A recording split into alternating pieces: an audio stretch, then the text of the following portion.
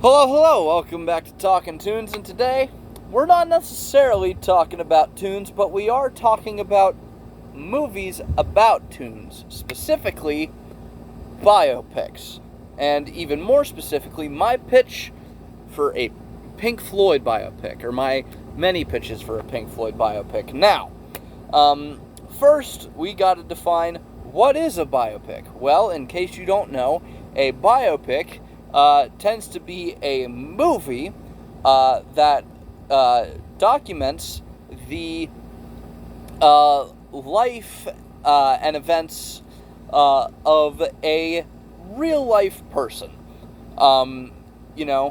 Think Oppenheimer. Oppenheimer is technically a biopic. Think Rocket Man or Bohemian Rhapsody or that Bob Dylan movie that just came out starring Timothée Chalamet. Timothée Chalamet was way too twinky for that role, but anyway. But yes, so typically biopics are movies about real life people, whether that be bands or presidents or what have you. Now, there are many criticisms of biopics, specifically that biopics have to fudge facts in order to fit a person's entire life into 2.5 hours, typically. And that, unfortunately, that makes sense, and sometimes facts have to be fudged because these movies aren't just documentaries with acting. They are movies, narrative movies, so obviously directors and writers are going to choose themes and angles to come at these movies from. And the typical biopic, particularly for bands, is cradle to basically the peak or end of a band's career. I'm going to use Bohemian Rhapsody as an example of this, but also Bohemian Rhapsody has plenty of problems, and I will get to that once I finish that. So, Bohemian Rhapsody, I've seen it twice. Bohemian Rhapsody starts in 1970 with Freddie Mercury working as, a baggage boy at Heathrow Airport. He meets Brian May and John Deacon and Roger Taylor, and they start Queen, and the movie is basically a series of montages where it's just, album tour, and, a lot of things are glossed over, and then, of course, the band breaks up, but they get back together just in time for that iconic performance at Live Aid. Now, Queen, in reality, Queen did not break up. Queen technically still hasn't broken up. Queen did not break up until Freddie Mercury died, if you want to call it that. But they continued to tour, typically with, different singers. Right? So that's not necessarily a cradle-to-grave movie, but, it's the formula. The movie starts with the band coming together and ends with, typically an iconic or their most iconic or final performance. I do not think a Pink Floyd biopic should follow that. Why? Well, it's not necessarily the easiest thing to do, because Pink Floyd, while yes, their history is significantly less complex than most of their fellow prog bands, such as Yes, King Crimson, and even Genesis. Jethro Tull is another one that had a million different members. Genesis didn't really, but basically, even though Pink Floyd only ever had 5 official members, or 5 people officially considered members, like, those members were in the band at different times. Syd Barrett was only in the band from 1965 to 1968. All right, and then, he went nuts. And then you have the four main guys, where it's, David Gilmour, Roger Waters, Rick Wright, and Nick Mason, right? And they carried the band for another 12 years. They went from that was the lineup of the band from late 1968, cleared in 1981. From a live performance standpoint, obviously, Rick Wright was fired briefly, or not briefly, was fired during the recording of The Wall, but he still managed to do the tour, but as a salaried musician, that's not important to the argument at hand. And then, Roger Waters and David Gilmour had another big fight during the recording of the final cut, but the final cut is not, the making of the final cut is not substantial enough for, a 2.5 hour movie. Then Roger Waters left, and then David Gilmour and Nick Mason brought Rick Wright back into the fold, and they continued for another 7 years as Pink Floyd. Not continuously, obviously, but you cannot have a movie cover basically 30 years of history with characters that after a certain point have to leave the movie. Syd Barrett, if you do it in the Bohemian Rhapsody way, Syd Barrett basically leaves the movie after the first 5 minutes after the opening credits, right? Which is not the way you want to treat Syd Barrett. Sorry, the man was interesting. He was insane, but he was interesting, right? So that's not the way you want to treat Syd Barrett. And Roger Waters remained in, and then the band, once again, did not get big for another 5 years, and they produced 6-7 albums in that time. Because remember, Dark Side of the Moon was their 8th album, right? It's very rare that a band makes it big on their 8th album. And then again, Roger Waters just leaves, and so basically your only option is with a Cradle to End of Career biopic is to either end with Roger Waters leaving, and the lawsuit that ensued, or you end with the performance at Live 8, which adds yet another 10 years of stuff that you'll have to, that isn't necessarily relevant to the story, so you'd have to gloss over, but then you'd get people who are pissed off at that. So I don't think that a Cradle to Grave biopic is the best way to handle a Pink Floyd biopic. Second on, right? So there's the other kind of biopic. The biopic like Steven Spielberg's Lincoln. And I think Steven Spielberg's Lincoln covers, the Gettysburg Address. I haven't seen it, but correct me if I'm wrong in the comments. I believe Steven Spielberg's Lincoln covers the Gettysburg Address through to the assassination, or the couple day, or I don't know. Or maybe it covers the couple days leading up to the Gettysburg Address. I don't know. I haven't seen it. But it covers a select portion of his life. Oppenheimer is about the development of the atomic bomb. All right, so that covers a very select section of history of these people's lives. So that's the way you should do it for a Pink Floyd biopic, and frankly, any biopic about any band, because most bands kind of have eras. So you're the first option, it's not the most obvious option. Well, maybe it is. But your first option, I already described the first option, the Cradle to Grave biopic, right? like just by explaining the history of Pink Floyd and saying like that doesn't work, right?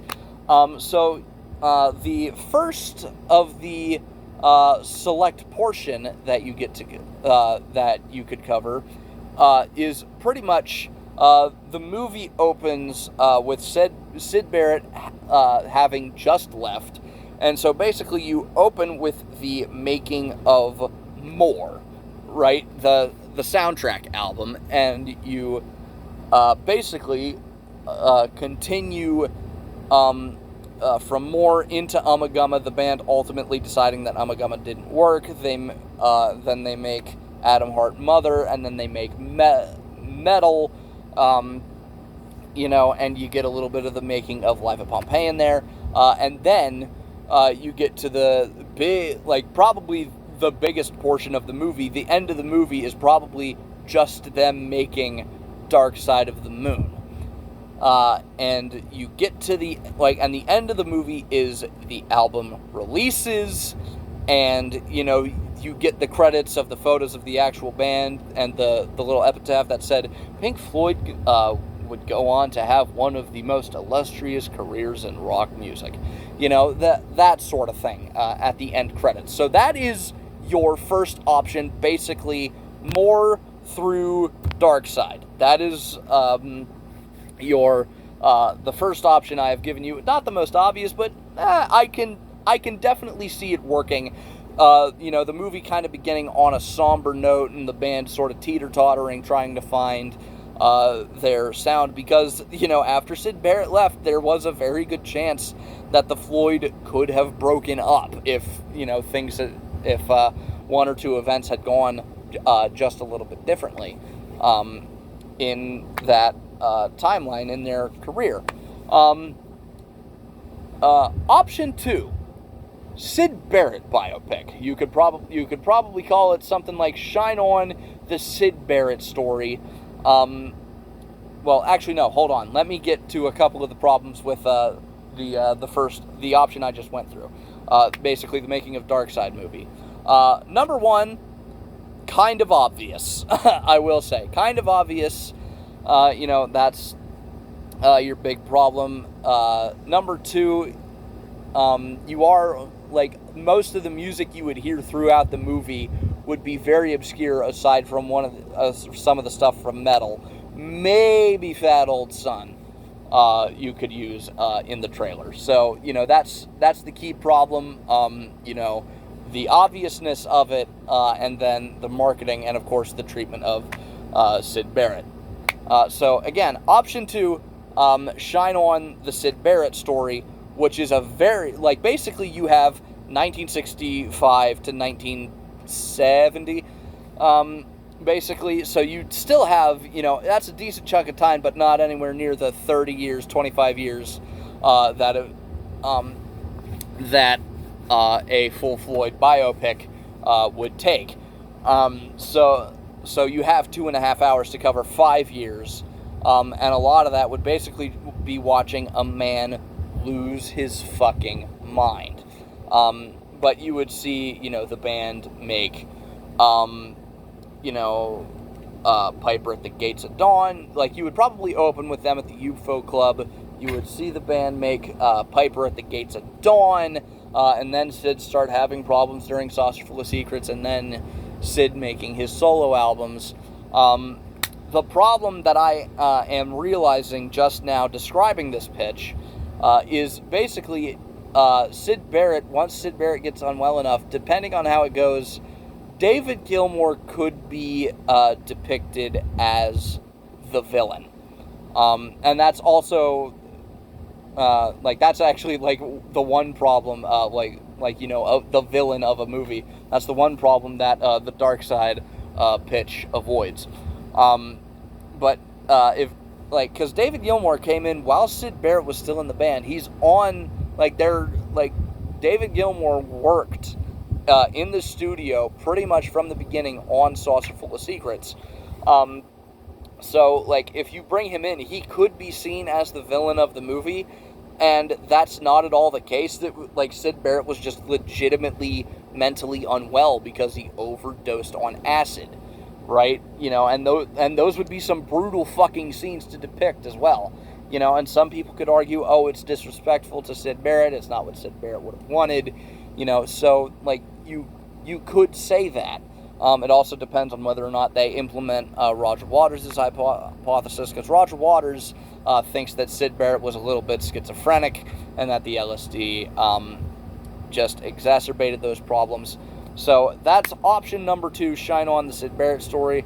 Also with marketing, your only 3 songs you could use in the trailer are Astronomy, Dawnamy, See Emily Play, maybe Set the Controls for the Heart of the Sun, and of course Arnold Lane. So yeah, there's the problem. So there's the pros and cons to that one. Your final option, the making of The Wall. This is what in my opinion, this is the best way to go about it, because as you can tell, if you go back to the Pink Floyd Completion Project, I wore this shirt 10 videos in a row. Okay, so I know my Floyd, and I love The Wall. My review of The Wall is the longest video on the channel.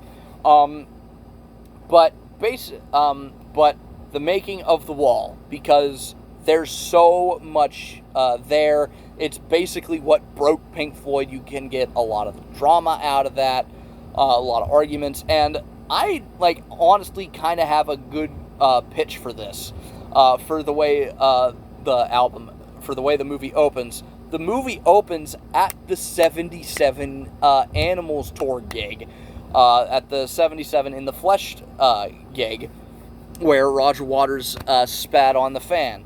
Oh, for fuck's sake, stop letting off fireworks and shouting and screaming. I'm trying to sing the song. Basically, that's where you open. And then, cut to, a couple years, or a year later, Roger is presenting this concept, because he did make demos. You can find them on the internet. Roger Waters made demos of The Wall and the concept for The Wall, right? And then, of course, and then the rest of the movie is the making of the album. Rick gets fired, and you depict a couple of moments from the live show. You have to. I feel like you have to do that. From the live tour of The Wall. Depict a couple of moments from that. If you make this version. Obviously, Rick gets fired halfway through. And then the movie ends with, the start of the making of the final cut, and it just shows that the relationship between Roger Waters and David Gilmour has deteriorated to a massive degree. They're just arguing, and then the movie ends with the release of the final cut, and perhaps a fictional scene, a semi-fictional scene of Roger going, saying to Dave, "You'll never make a Pink Floyd album without me," and David Gilmour going, "Watch me." And of course, it closes with Pink Floyd would go on to make another 3 studio albums, without Roger Waters, but he would reunite with them for 20 minutes in 2005. Sort of that thing. So that's my pitch. Problems with this pitch mostly would be due to the parties involved, or the estates of the parties involved, because Roger Waters is a very egotistical man. He would not be thrilled with him being portrayed as the villain of this of the movie. However, I've gone over this history. There's no other way to go about it. Right? I love The Wall. I love it to death. It is my favorite album of all time. Roger Waters was a dick during the making of that album. He's still a dick. All right, and I'm not gonna say anything, and not just because of the shit he says about Jews. I don't. You know what? I'm just not gonna elaborate on that. I just think Roger Waters is a dick in general.